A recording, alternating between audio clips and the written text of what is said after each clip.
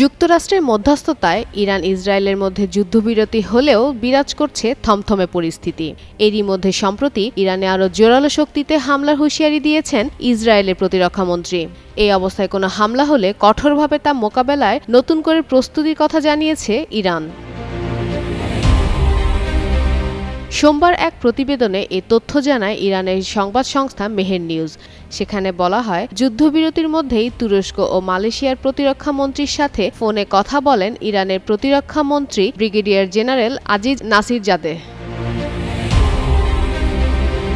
তুরস্কের প্রতিরক্ষা মন্ত্রী ইয়াসার গুলারের সাথে ফোন আলাপে ইরানের প্রতিরক্ষা মন্ত্রী বলেন, তেহরান চায় না এ অঞ্চলে যুদ্ধ হোক কিংবা অস্থিরতা ছড়াক। বাংলাদেশের প্রথম 5D AI ইনভার্টার যুক্ত সর্বোচ্চ বিদ্যুৎ সাশ্রয়ী যমুনা এয়ার কন্ডিশন। তবে কেউ আগ্রাসন চালালে তা প্রতিরোধে সকল প্রস্তুতি রয়েছে।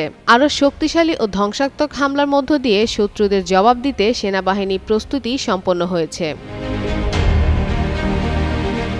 এদিকে একই দিনে IRGC অ্যারোস্পেস ফোর্সের সদর দপ্তর পরিদর্শনকালে ইরানের সশস্ত্র বাহিনীর chief of staff major general Abdur Rahim মুসাফি জানান, ইরানের বিরুদ্ধে যে কোনো ভুল পদক্ষেপ বা অপকৌশল হলে দেশটি শক্তিশালী ও কঠোর জবাব দিবে।